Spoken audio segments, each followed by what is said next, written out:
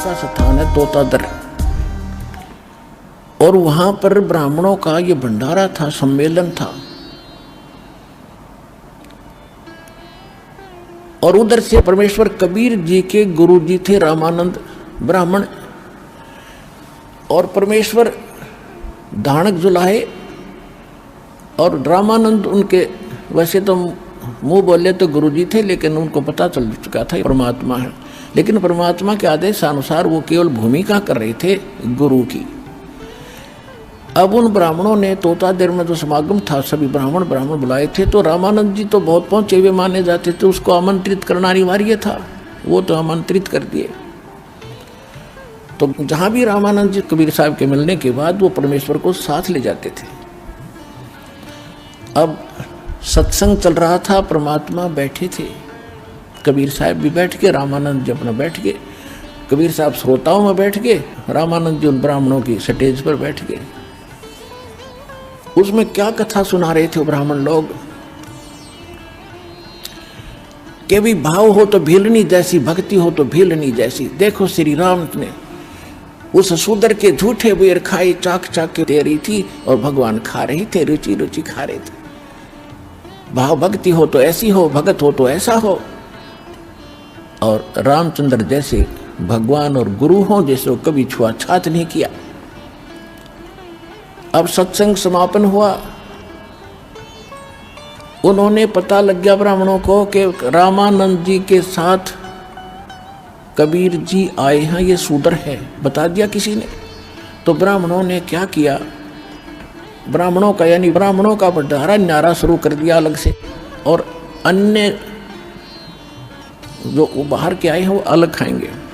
जो ब्राह्मणों का यानी पंडितों के लिए जो भोजनालय था, उसमें प्रवेश के लिए कंडीशन लगा दी कि जो चारों वेदों का एक एक मंत्र सुना देगा,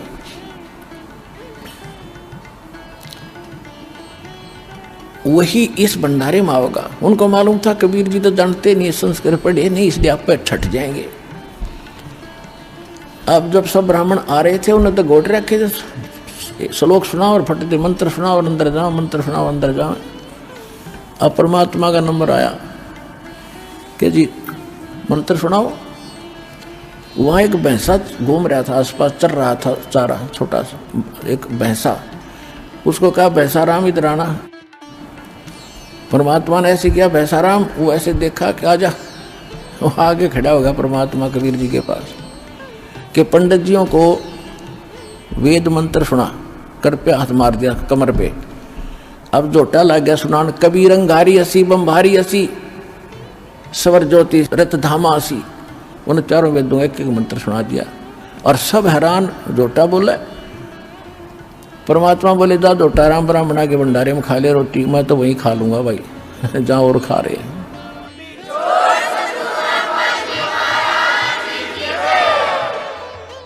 वहां कम से कम 4-5 हजार ब्राह्मण थे। परमात्मा ने 2 घंटे सत्संग किया वहां पर खड़ा होकर। अरे तुम बात तो सुना रहे थे बेलनी और राम की, तुम भगवान से बड़े हो गए। उसने तो शूद्र से कोई नफरत नहीं की, बेलनी से, और तुम नफरत कर रहे हो। यहाँ परमात्मा ने कहा था कि करनी तज कथनी कथे अज्ञानी दिन रात, और कुकर जो भौकत पड़े, ये सुनी सुनाई बात। कथनी कर का है नहीं, कहते कथनी के सूर्य गणे, ये कथे अटंबर ज्ञान, और बार जवाब आवे नहीं, फिर लीद करे मैदान। 5000 ब्राह्मणों ने परमात्मा का ज्ञान स्वीकार किया और नाम स्वीकार किया और भक्ति की अपना कल्याण करवाया।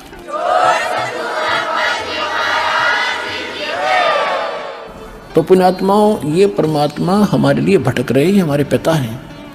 ये ब्राह्मण भी उसी के बच्चे थे। कहते 100 छल छिदर मैं करूं अपने जन के काज।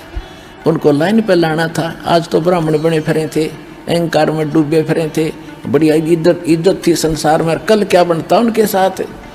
कहते पंडित हुए कुकरा हवे करे हमेश। अगले जन्म में ये ब्राह्मण कहते कुत्ते की योनि जाग जो सत भक्ति नहीं करता, फिर भौंकता फिरे। तो भगवान अपने बच्चों को इन दुखों से बचाने के लिए भटक रहे हैं। उनके लिए यही कारण बनाया और उनको सत भक्ति दी, उनका कल्याण कराया। तो प्रसंग जो चला था, परमात्मा प्राप्ति के लिए सबसे पहले प्रथम कड़ी है गुरु, और गुरु हो कंप्लीट उसके पास कंप्लीट स्पिरिचुअल नॉलेज हो और कंप्लीट मेथड ऑफ वर्शिप हो, तो वो कंप्लीट गुरु ये रामपाल दास है इस विश्व में। अपना कल्याण कराओ और दृढ़ होकर लग जाओ और मोक्ष कराओ, चलो सतलोक में। बोलो सतगुरुदेव की।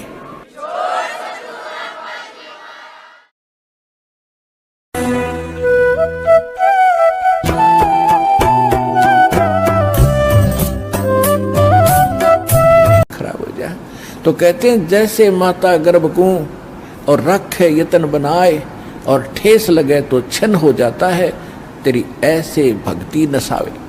तो इस भक्ति रूपी गर्भ जो आज आपकी आत्मा में परमात्मा के सच्चे शब्द से पल रहा है, इसको इतना संयम से, इतना देखभाल से, यानी सावधानी से इसको परिपक्व करना पड़ेगा। जैसे माता गर्भ को रखे यतन बना और ठेस लगे तो छन हो, तेरी ऐसे भक्ति नसावे। अब उन्होंने परमात्मा को याद किया। रे नल नील यतन करे हार, तब सतगुरु से करी पुकार। रे नल नील यतन करे हार, तब सतगुरु से करी पुकार। जा सतरे खोल की अपार सिंधु पे सिला तराने वाले। जा सतरे खोल की अपार सिंधु पे सिला तिराने वाले। धन धन सतगुरु सत कबीर भगत की पीड़ मिटाने वाले। धन धन सतगुरु सत कबीर भगत की वो पीड़ मिटाने वाले। नल नील ने जब याचना की हृदय से, हे भगवान गलती बन गई, आपके हाथ में इज्जत है हमारी, तो उसी समय परमात्मा वहां प्रकट हो गए। तो इस प्रकार परमात्मा ने जो बताया था कि चौथा युग जब आएगा और कलयुग बीतते 5550, जब ये वचन मेरा होगा सच्चा। कलयुग बीत जावे जब एता, सकल सृष्टि सभी प्राणी परम पुरुष पद चेता। कि जब वो कलयुग 5500 वर्ष बीत जाएंगे, तब ये मेरी बात सच्ची होगी कि घर घर में सतनाम का जाप होगा, घर घर में मेरे ज्ञान की चर्चा होगी। लेकिन ये उस समय सच्चा होगा जब कलयुग 5505 बीत जाएगा, और उस समय सभी को पता होगा कि एक परम पद है। कौन सा? गीता अध्याय नंबर 18 के श्लोक नंबर 62 में, जिसके विषय में कहा कि अर्जुन तू सर्वभाव से परमेश्वर की शरण में जा, उसकी कृपा से तू परम शांति को और सनातन परम धाम को, शाश्वत स्थान को प्राप्त होगा। गीता अध्याय नंबर 15 के श्लोक नंबर 4 में कहा कि तत्वदर्शी संत की प्राप्ति के उपरांत उस तत्व ज्ञान से इस अज्ञान को काटकर उसके पश्चात परमेश्वर के उस परम पद की खोज करनी चाहिए, जहाँ जाने के बाद साधक कभी लौटकर संसार में नहीं आते।